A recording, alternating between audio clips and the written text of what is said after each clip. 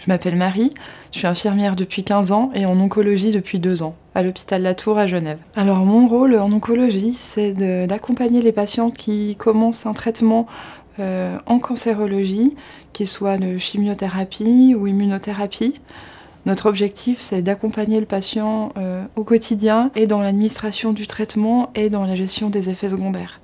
Les principaux traitements en cancérologie, c'est la chimiothérapie en première ligne. On a également la chirurgie qui intervient et puis depuis quelques années maintenant l'immunothérapie qui est là également en thérapie supplémentaire, en thérapie secondaire, dans le fait de stimuler l'immunité du patient. Chaque chimiothérapie a ses propres effets secondaires. Je dirais quand même que le principal effet secondaire, c'est la fatigue. On a également les changements physiques, tels que la perte des cheveux, la perte de poids aussi. On peut avoir aussi des chirurgies qui sont mutilantes, comme dans le cancer du sein, qui vont changer l'image corporelle. Le patient ressent sa perte de cheveux parce qu'il le voit le matin sur son oreiller ou dans la douche. Et bien on a remarqué qu'il y avait quand même aussi ce passage-là où quand les cheveux tombent, il peut y avoir aussi une irritation et une douleur au niveau du cuir chevelu. Et ça, c'est quelque chose qu'on essaye d'anticiper déjà en avertissant en amont. Et puis après, on va proposer des crèmes ou des substituts qui vont permettre de soulager cette irritation du cuir chevelu. Concernant les ongles, c'est pareil, c'est quelque chose qu'on essaye d'anticiper, d'avertir pour qu'il n'y ait pas cette peur de se dire « Mon Dieu, mais qu'est-ce qui se passe au niveau de mes mains ?» Il peut y avoir un décollement des ongles. Essentiellement, une perte des ongles, perte de substance, et puis une douleur, une réelle sensibilité. Une sensibilité au toucher, une sensibilité au froid. Alors dans les solutions qu'on peut proposer, on a dans un premier temps les vernis avec silicium qui permettent de consolider l'ongle et de ralentir cette chute et de perte de substance. On a également les crèmes hydratantes. Les soins vraiment particuliers aux mains sensibles. Je crois que dans un premier temps, le fait qu'on leur propose des solutions, c'est déjà un premier bienfait.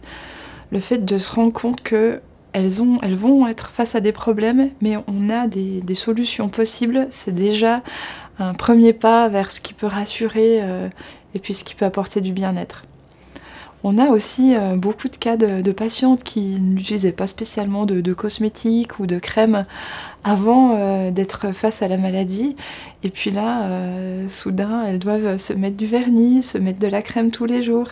Et en fait, ce geste-là de prendre soin de soi, c'est ça aussi qui apporte du bien-être. Elles prennent un moment pour elles, pour prendre soin d'elles, pour prendre soin de leur peau. Et c'est différent du quotidien d'avant la maladie. On a parfois des patientes qui ne se maquillaient pas avant, vont prendre plus le temps de se maquiller, plus le temps de prendre soin d'elles. Et ça, c'est vraiment le bien-être qu'on arrive à retrouver grâce à tous ces cosmétiques. La perte, par exemple, la perte des cheveux, la perte des sourcils, c'est la perte d'une identité, c'est comment on se voit dans la glace, quelle image on nous renvoie cette maladie finalement. Et puis, nous, on essaye de leur montrer que grâce à des petits accessoires, des petites astuces, on arrive à révéler la beauté qu'elles ont en elles, tout simplement, avec des couleurs, des petits moments de bien-être, des massages, des usages de crèmes qui apaisent l'irritation, la sécheresse aussi.